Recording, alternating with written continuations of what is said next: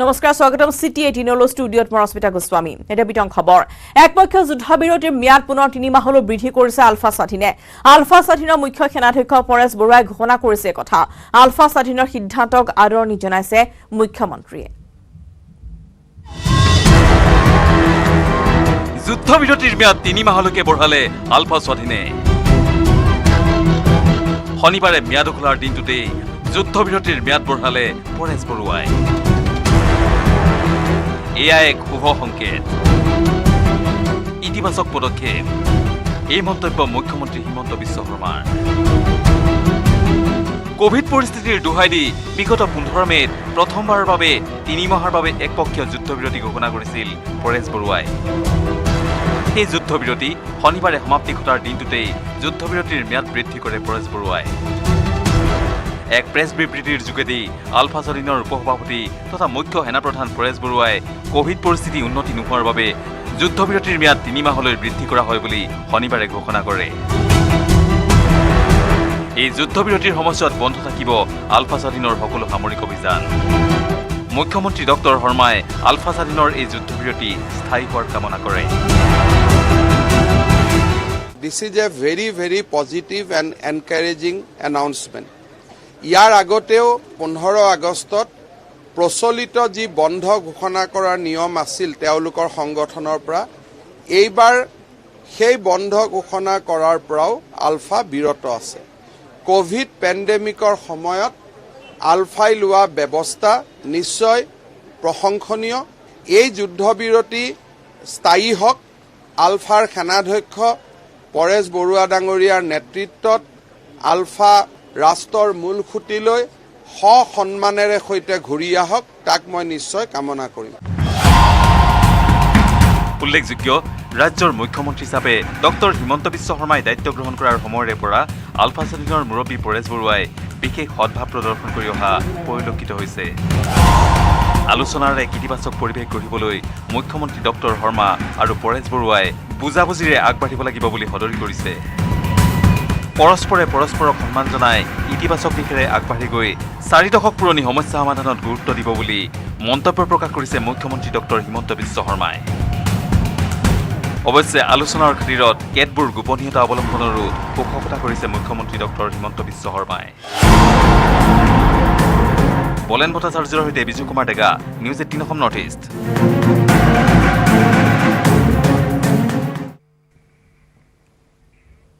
অফলে ৰাজপথত চান্দা তুলি ৰুখত পৰিলে গজৰাজ আৰক্ষীয়ে থানালৈ আনিলে গজৰাজক ৰাজপথত সৃষ্টি কৰিছিল যান-জঁটৰ গজৰাজ সহ আৰক্ষীয়ে থানালৈ মাতিলে মাউতক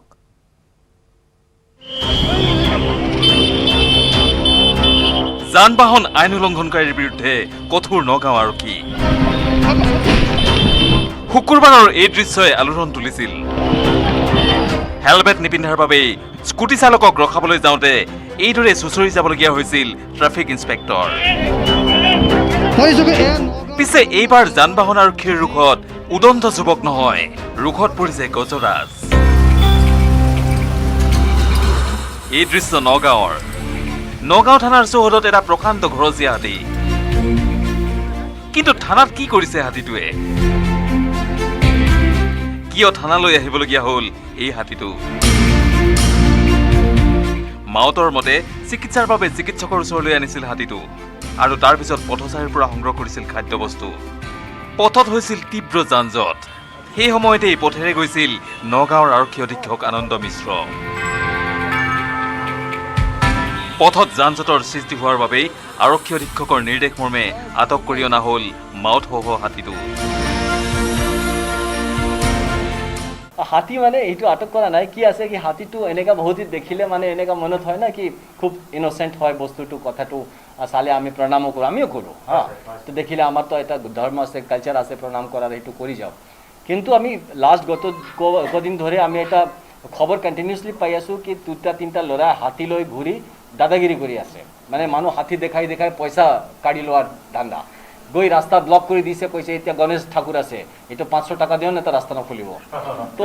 সেই সব যেতিয়া হলে কেনেকা হ'ব কালি হাতী যদি পাগলা হৈ যায় বা কিছু মেন্টালি ডিস্টার্ব হলে বা খং কৰিলে তো কিমান মানুহ প্ৰাণ যাব দিনটো থাকি সন্ধিয়া ঘৰমুৱা হ'ল হাতী আৰু হাতীৰ গৰাকী আইন অমান্য কৰাৰ অপৰাধত হাতীক আটক কৰাৰ ঘটনাই আমোদ যোগাইছে সকলোকে আইন ভংগকাৰী হাতী চাবলৈ শুকুৰবাৰৰ দিনটোত নগাঁও সদৰ থানাৰ চৌহদত ভিৰ কৰিলে বহুজনে নগাঁৱৰ পৰা Nilotpal Bora news 18 Assam North east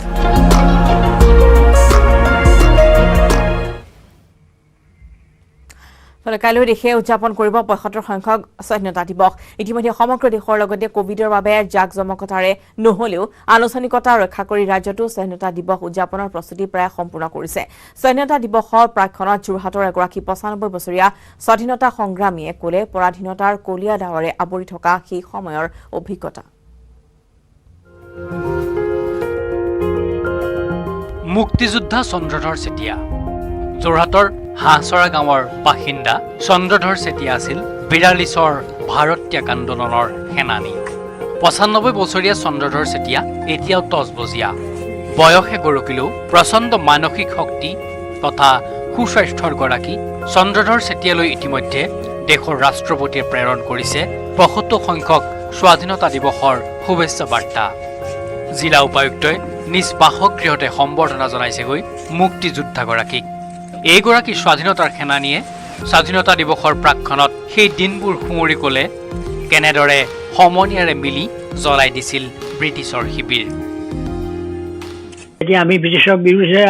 আমি আন্দোলন কৰিছোঁ আৰু আমাৰ বস্তু আমি নিদিওঁ তেওঁলোকে আমাক স্বাধীনতা দিয়ক তেতিয়া আমি যি দিব লাগে দিম তাৰ পাছতে আমি তেনেকৈ সংগ্ৰাম কৰিবলৈ ল'লোঁ হাবি জংঘলে ভৰা যিডোখৰ জেগাত তেওঁলোকে ব্ৰিটিছে চাউনি পাতিছিলে তেতিয়া আমি কৰিলোঁ কি বৰ যিকেইটা মনে মিলা মানুহ বৰ গোপনীয় যাতে আমাৰ নিজৰ কৰ্মী মানুহৰ ভিতৰতো এটাই ভাৱে জানিব নোৱাৰা তেনেকুৱা ৰাতি জ্বলাই দিয়া হ'ল ৰোমন্থন কৰিলে গান্ধীজীৰ বাণীৰে কেনেদৰে দুগুণে উৎসাহিত কৰি তুলিছিল তেওঁৰ দৰে স্বাধীনতা সেনানীসকলক যেতিয়া পদবজৰে আহি পাহানি আমাৰ ডিব্ৰুগড়লৈ যাবলৈ আহিছে তেতিয়া নেওগোহাঁই পুখুৰী পাৰতে জিৰণিৰ কাৰণে ৰাইজে তেখেতক অনুৰোধ কৰিলত অলপ সময় তেখেত তাত ৰৈ পানি তেতিয়া ক'লে যে মোৰ কাৰণে নহয় আপোনালোকৰ কাৰণে এইখিনি কৰিছোঁ যাতে সদায় আমি গোলামী শাসনত থাকিব নালাগে তেতিয়া ৰাইজ একদম গোটেই জেগা নধৰা হ'ল আমাৰ এনেকুৱা হ'ল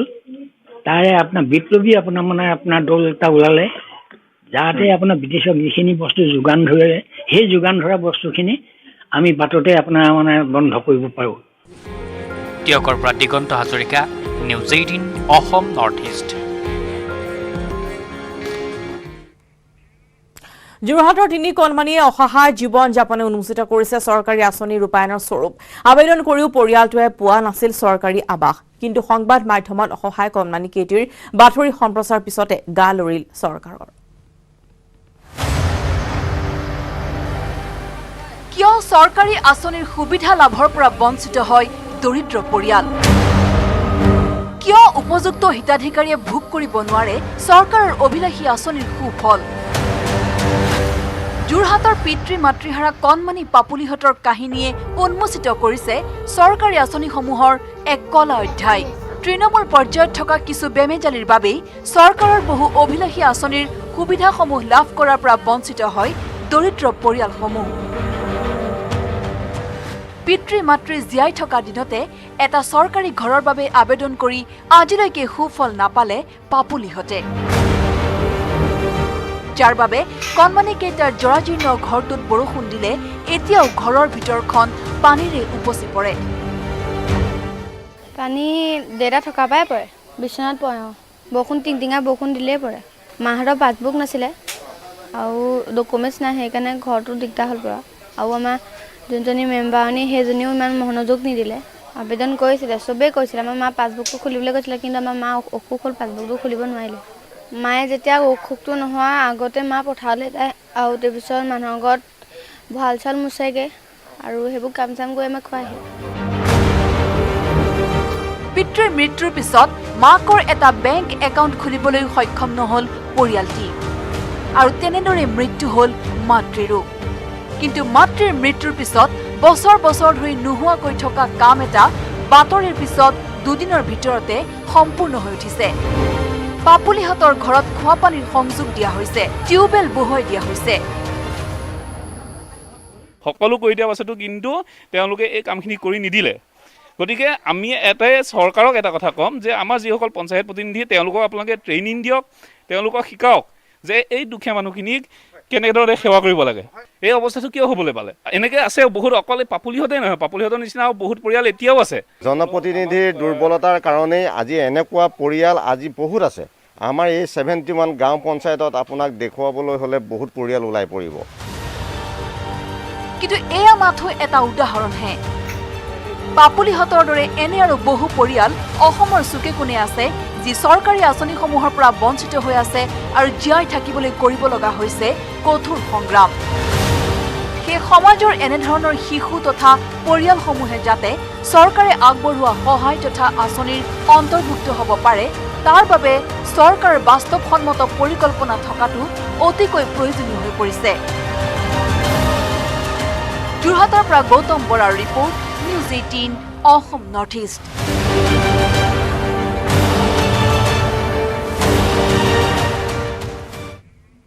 গুৱাহাটী মহানগৰীত প্ৰথমবাৰৰ বাবে জব্দ হল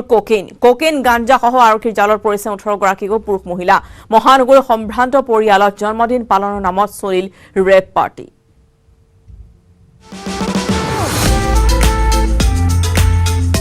হেৰইন নহয় এবাৰ কোকেইন গুৱাহাটীত প্ৰথমবাৰৰ বাবে জব্দ কোকেইন কোভিড প্ৰটকলৰ মাজতে গুৱাহাটীৰ মাজমজিয়াত জন্মদিন পালনৰ নামত ৰেপ পাৰ্টি মাজনিশা কোকেইন গাঞ্জা সেৱন কৰি পতা বাৰ্থডে পাৰ্টিত চলিল আৰক্ষীৰ অভিযান কোকেইন গাঞ্জা সহ আটক হল 18 জন পুৰুষ মহিলা গুৱাহাটী মহানগৰীতো আৰম্ভ হৈছে হিন্দী চিনেমাত দেখুৱাৰ দৰে ড্ৰাগছ সেৱনৰ ৰেপ পাৰ্টি শুকুৰবাৰে নিশা মহানগৰীৰ খাৰগুলিৰ ৰিভেৰিয়া নামৰ এই এপাৰ্টমেণ্টটোৰ তৃতীয় মহলাত থকা বিকাশ জৈনৰ ফ্লেটত অমৃত বৰুৱা নামৰ এজনৰ জন্মদিন উদযাপনৰ নামত চলিছিল ড্ৰাগছৰ পাৰ্টি কোভিড প্ৰটকল ভংগ কৰি মাজ নিশালৈ কৰা এই পাৰ্টিৰ তথ্য লাভ কৰি লতাশিল আৰক্ষীয়ে নিশা প্ৰায় 11:30 বজাত চলালে অভিযান এপাৰ্টমেণ্টটোত অতৰ্কিতে চলোৱা অভিযানত আৰক্ষীয়ে জব্দ কৰে 4 গ্ৰাম কোকেইন আৰু বৃহৎ পৰিমাণৰ গাঞ্জা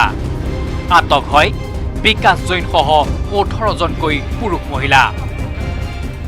ৰুল অফ ল যিটো হয় তাৰ ভয় নাই এনেকুৱা মানুহ সো তেওঁবিলাকে ড্ৰাগছ পাৰ্টি কৰি আছিলে সো এইটো ৰেড হ'ল আফটাৰ 11:30 এট নাইট ৰেডত পোৱা গ'ল অলমষ্ট 4 গ্ৰামছ অফ কোকেইন ষ্টেটৰ বাহিৰৰ লিংক পোৱা গৈছে এইটো আমি আগবাঢ়িম আৰু ধৰিম গাঞ্জা পোৱা গৈছে lot of weed of different kind এটা কাইণ্ড অফ উইড নহয় বেলেগ বেলেগ কাইণ্ড অফ উইড পোৱা গৈছে আৰক্ষীয়ে আটক কৰা 18 জনৰে মোবাইল ফোন জব্দ কৰি কোনে ক'ৰ পৰা কেনেকৈ এই মাৰাত্মক কোকেইন গুৱাহাটীলৈ আনিলে তাৰ অনুসন্ধানত নামি পৰিছে 18 জন মানুহ ধৰা হৈছে তেওঁবিলাকৰ মোবাইল ফোন এতিয়া আমাৰ হাতত আছে এইটো আমি এনালাইজ কৰিম ড্ৰাগছ পাৰ্টি কৰি আটক হোৱা 18 জন লোকৰে আছে সুকীয়া পৰিচয় সম্ভ্ৰান্ত পৰিয়ালৰ এইসকল লোক কোকেইন সেৱনৰ লগতে সৰবৰাহত জড়িতৰ আশংকাও প্ৰকাশ কৰিলে আৰক্ষীয়ে ভাস্কৰ জ্যোতি হাজৰিকাৰ report news 18 Assam North east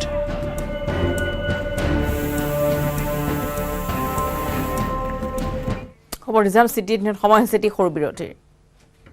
निर्माण का पावर स्वैग चल शुरू हो जा माय टन कर दे सब कुछ ऑन ट्रैक स्ट्रांग है माय टन फ्लेक्सिबल है माय टन बड़ा समझदार निर्माणर मानदंड माय टन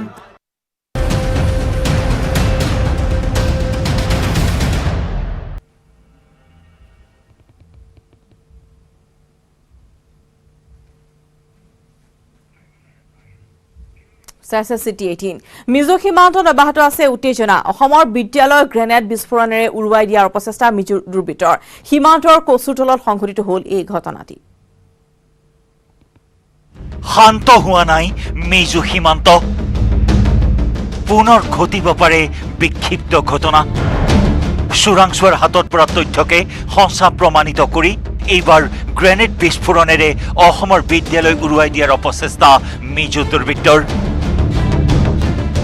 এতিয়াও সম্পূৰ্ণ পৰিৱেশটো শান্ত হৈ যোৱা নাই কিছু বিক্ষিপ্ত ঘটনাৰ সম্ভাৱনা আছে চোৰাংচোৱাই তেনেকৈ আমাক জনাই থৈছে অসম মিজোৰাম সীমান্তৰ কচুৰতলৰ চাহেবমাৰা নিম্ন প্ৰাথমিক বিদ্যালয়ত সংঘটিত হয় গ্ৰেনেড বিস্ফোৰণৰ ঘটনা শুকুৰবাৰে নিশা প্ৰায় 11:30 বজাত সংঘটিত গ্ৰেনেড বিস্ফোৰণত যথেষ্ট ক্ষতি সাধন হয় বিদ্যালয়খনৰ গৃহৰ ইফালে তাৎক্ষণিকভাৱে ঘটনাৰ তদন্ত ঘোষণা কৰিছে মুখ্যমন্ত্ৰী ডক্টৰ হিমন্ত বিশ্ব শৰ্মাই ঘটনাৰ তদন্তৰ বাবে মিজোৰাম চৰকাৰকো মুখ্যমন্ত্ৰীয়ে জনাব আহ্বান আজি যিটো ঘটনা হ'ল ডেফিনেটলি মই মিজোৰামৰ সন্মানীয় মুখ্যমন্ত্ৰী ডাঙৰীয়াক তদন্তৰ বাবে লিখিম আৰু যিখিনি আমাৰ টেৰিটৰীত হৈছে তাৰ তদন্ত অসম আৰক্ষীয়ে কৰিব লাইলাপুৰত মিজোৰ বৰ্বৰতাই ৰাষ্ট্ৰজুৰি অব্যাহত ৰখা চাঞ্চল্য প্ৰতিক্ৰিয়াৰ মাজতে শুকুৰবাৰে সংঘটিত গ্ৰেনেড বিস্ফোৰণৰ ঘটনাই পুনৰ আতংক বৃদ্ধি কৰিছে সীমান্তবাসী ৰাইজৰ মাজত হাইলাকান্দিৰ পৰা ৰাহুল চক্ৰৱৰ্তীৰ report news 18 Assam North east নতুন দিল্লীৰ ৰাহুল গান্ধী আৰু সোনিয়া গান্ধী সাক্ষাৎ কৰিলে অসম প্ৰদেশ কংগ্ৰেছ নেতৃত্বই জিতেন্দ্ৰ সিং ভূপেন বৰা ৰিপুন বৰা দেৱব্ৰত শইকীয়া প্ৰদ্যুৎ বৰদলৈ ৰাণী নৰা সুস্মিতা দেৱ প্ৰদ্যুৎ বৰদলৈ আব্দুল খালেক ৰাণা গোস্বামী কমলাক্ষ দেৱ পুৰকায়স্থ জাকিৰ হুছেইন সিকদাৰে সাক্ষাৎ কৰিলে সোনিয়া গান্ধী আৰু ৰাহুল গান্ধীক উপ নিৰ্বাচন দলীয় অনুশাসন আৰু আগন্তুক দিনত দলক আগুৱাই নিয়াৰ নীতি সন্দৰ্ভত বৈঠকত আলোচনা কৰা হয়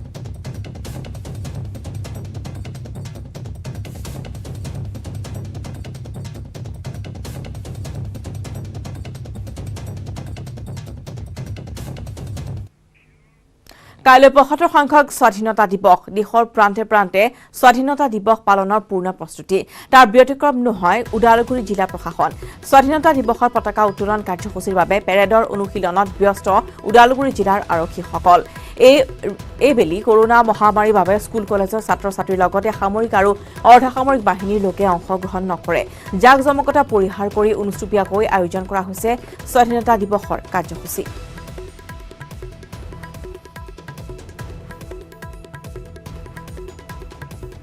আগবাঢ়িছো এখন ৰিপুঞ্জয় নাথৰ ৰিপৰ্ট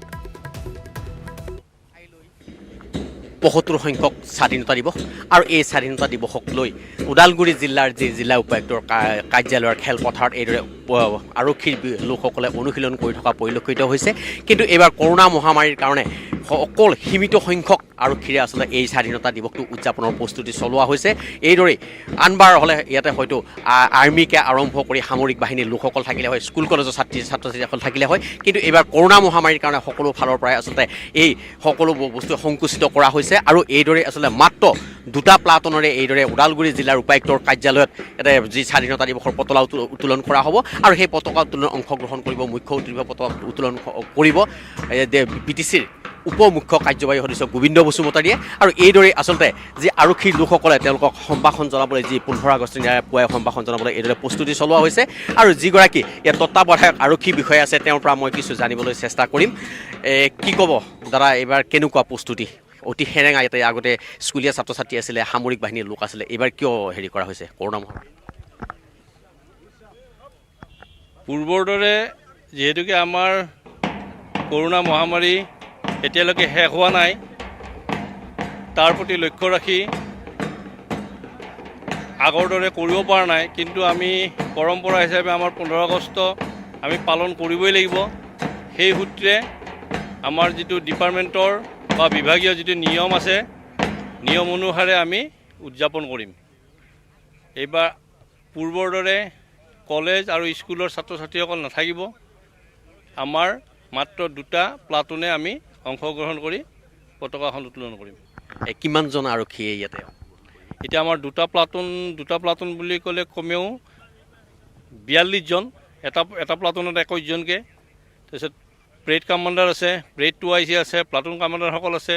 লগত আমাৰ সহযোগ কৰিব আমাৰ বেন আছে ইয়াতে আচলতে এটা কথা ক'ব লাগিব যে ইয়াত যিমান ছাত্ৰ ছাত্ৰীয়ে অংশগ্ৰহণ কৰিব বা সামৰিক বাহিনীৰ লোকে অংশগ্ৰহণ কৰিব লাগিছিল এইবাৰ নকৰে, যিহেতু কৰোণা মহামাৰীৰ কিছু নিষেধাজ্ঞা আছে আৰু কৰোণা মহামাৰী কমি গৈছে যদিও কিন্তু আতংক কমা নাই। আতংক নকমাৰ কাৰণে আচলতে জিলা প্ৰশাসনে এটাই ব্যৱস্থা কৰিছে যে সীমিত সংখ্যক মানুহৰে যি জাক জমকতা সকলো জাক জমকতা পৰিহাৰ কৰি যিহেতু কৰোণা যিটো মহামাৰী সেই মহামাৰীক ৰক্ষা কৰিবলৈ হ'লে কৰোণা মহামাৰীৰ পৰা পৰিত্ৰাণ পাবলৈ হ'লে মানুহৰ সমাগম কমাব লাগিব। সেয়ে ওদালগুৰি জিলা প্ৰশাসনে এইবাৰ সীমিত সংখ্যক আৰক্ষীৰে তেওঁলোকৰ যি পেৰেডত অংশগ্ৰহণ কৰিছে সীমিত সংখ্যক আৰক্ষী।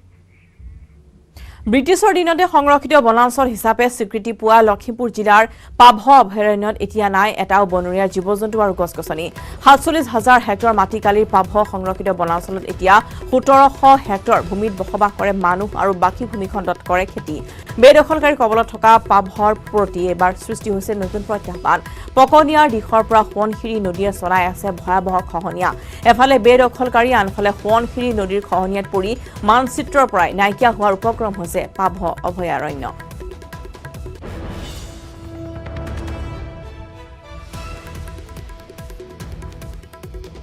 আগবঢ়াইছে সঞ্জীৱ লাহনৰ ৰিপৰ্ট। আমি বহুদিন দেখুৱালো যে পাভ ৰিজাৰ্ভ সমূলঞ্চে বেদখলকাৰী কবলত পৰিছে। ৪,৭০০ বৰ্গ কিলোমিটাৰ জোৰা যি পাভ ৰিজাৰ্ভ আছিলে তাহানি এতিয়া বনৰীয়া মহৰ কাৰণে বিখ্যাত। সেই পাভ ৰিজাৰ্ভৰ আজি চিন মুকামি নাই। তাত কেৱল মানুহ আৰু মানুহ, তাত বনৰীয়া জীৱ জন্তু বিচাৰি পাবলৈ নাই। সেই বাতৰি এটা পুৰণি হৈছে। পাভ ৰিজাৰ্ভৰ যি ভূমিখণ্ড বাচি আছিলেগৈ, এইবাৰ পাভ ৰিজাৰ্ভৰ সেই ভূমিখণ্ড পৰিছে গৰাখহনীয়াৰ কবলত। সোৱণশিৰি প্ৰবল গৰাখহনীয়াই পাভ ৰিজাৰ্ভৰ যি ভূমিখণ্ড আছে এনেদৰে সংকুচিত কৰি আহিছে। আৰু ইফালে অন্যহাতে ক'বলৈ গ'লে ৰজাঘৰে কিন্তু এতিয়াও আশা পালি আছে যে এটা সময়ত পাভ ৰিজাৰ্ভ বেদখলমুক্ত হ'ব। পুনৰ পাভ ৰিজাৰ্ভত যি বনৰীয়া জীৱ জন্তু আছে তাৰ বনৰীয়া পশু পক্ষীৰ কলকলনি শুনিবলৈ পোৱা যাব। ঠিক তেনেকুৱা ধৰণৰ আশ্বাস দি আছে। তাৰ মাজতে কিন্তু চাওক, সোৱণশিৰি নদীয়ে পাভ ৰিজাৰ্ভৰ যি ভূমিখণ্ড আছে ৪,৭০০ বৰ্গ কিলোমিটাৰ যোৱা যি ভূমিখণ্ড সেয়া প্ৰত্যেক দিনাই সংকুচিত কৰি আহিছে। মই দেখুৱাই আছো পোনে পোনে পকনিয়াৰ পৰা। মোৰ লগত একাংশ পকনিয়াৰ স্থানীয় বাসিন্দা আছে, তেওঁলোকৰ পৰা মই সবিশেষ জানিবলৈ যাম। দাদা, আপোনাৰ ওচৰলৈকে আহিছোঁ। এসময়ত বৰ সুন্দৰ এখন অভয়াৰণ্য আছিল, সংৰক্ষিত বনাঞ্চল পাভ অভয়াৰণ্য, বনৰীয়া মহৰ কাৰণে বিখ্যাত আছিল বুলি আমি শুনিবলৈ পাইছোঁ কিতাপৰ পত্ৰই। আজিতো সেই পাভ ৰিজাৰ্ভ নায়েই, মানুহেই মানুহ। তাৰ উপৰিও এতিয়া দেখিছোঁ গৰাখহনীয়া চলাই আছে। কি ক'ব? মানে আমি সৰুকালৰ পৰাই দেখি আহিছিলোঁ। আমাৰ সৰুতেতো একদম ডাঠ হাবি আছিল, বনৰীয়া মানে আমি বগা মৌ ইয়াত আছিল দেখিছিলোঁ, আৰু বনৰীয়া গাহৰি দেখিছিলোঁ, বনৰীয়া কুকুৰা দেখিছিলোঁ, বান্দৰ, বাঘ সকলোৱে দেখিছিলোঁ। কিন্তু এতিয়া আমি নিগনিটো লুকাবলৈও জেগা দেখা নাই। ৰিজাৰ্ভটোৰ এইটো অৱস্থা হৈ আছে। সেইকাৰণে আমি ভাবিছোঁ বিভাগীয় কৰ্তৃপক্ষই মানে এই উক্ত বননীকৰণ কৰি এতিয়া আপোনাক মাজতে সোধো যে বিভাগীয় কৰ্তৃপক্ষই আচলতে কৰিব কি? এতিয়া গৰাখহনীয়া ৰোধ কৰিব নে যিসকল বেদখলকাৰী আছে তেওঁলোকক খেদি পুনৰ বননীকৰণ কৰিব? কোনটো কথা বেছি গুৰুত্ব দিলে ভাল হয় বুলি ভাবে? যিহেতু এই সমস্যাত থাকিলে কিন্তু পাভ ৰিজাৰ্ভৰ ভূমিখণ্ড একেবাৰে নাইকিয়া হৈ গুচি যাব।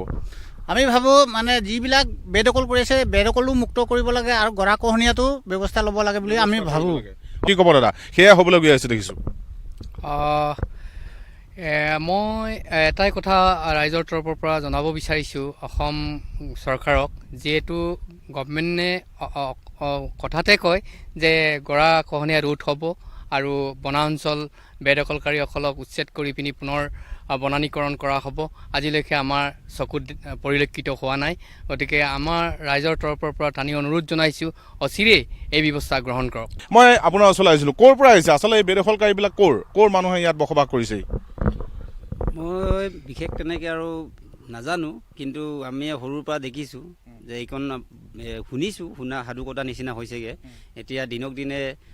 এইফালে হেৰি পশ্চিম ছাইডৰ পৰা বেছিভাগকৈ তাত উত্তৰণ হয়। দাদা, ক'ৰ পৰা আহিছে আচলতে যিবিলাকে বেদখলকাৰী বুলি আমি কওঁ? গৰাখহনীয়াত আমি দেখিলোঁ সোৱণশিৰিয়ে চলাই আছে। বেদখলকাৰীবিলাক ক'ৰ পৰা আহিছে? ক'ৰ মানুহ এইখিনি? আমি জনাত ধৰক আমাৰ ইয়াত কিছুমান ট্ৰাইবেল মানুহ আছে, তেওঁলোকেতো ফৰেষ্ট ব্লেজাৰৰ হেৰিত কাগজত আছে। কিন্তু আমি কিছুমান মানুহ দেখিছোঁ, তেওঁলোকক আমি অচিনাকি বুলি ক'ব লাগিব। তেওঁলোকে ক'ৰ পৰা আহিছে আমি সেইটো সম্পূৰ্ণ তথ্য দিব নোৱাৰোঁ। এনেকুৱা মানুহে আছে। হয়, এয়াই ক'ব লাগিব যে প্ৰকৃত ছবি সংৰক্ষিত এসময়ৰ বনৰীয়া মহৰ কাৰণে বিখ্যাত পাভ সংৰক্ষিত বনাঞ্চলৰ জীয়া ছবি এইখন। ফালে গৰাখহনীয়াই সোৱণশিৰিয়ে পাভৰ যি অন্তিম যি ভূমিখণ্ড আছে সেয়া সংকুচিত কৰি আনিছে। অন্যফালে যি বেদখলকাৰী আছে তেওঁলোকে কিন্তু পাভৰ অস্তিত্বৰ প্ৰতি ভাবুকি সৃষ্টি কৰিছে। এনেকৈ যদি থাকিবলৈ হয় পাভৰ নামটোহে থাকিবগৈ এটা অভিধানিক শব্দ হৈ থাকিব। পাভৰ নামৰ কোনো ভূমিখণ্ড সংৰক্ষিত নাথাকিব। খবৰ নিজাম চিটি সমস্যা আনি বিৰতিৰ पावर स्वैग चल शुरू हो जा my turn कर दे सब कुछ ऑन ट्रैक स्ट्रॉन्ग है my turn फ्लेक्सिबल है my turn बड़ा समझदार নিৰ্মাণৰ মানদণ্ড my turn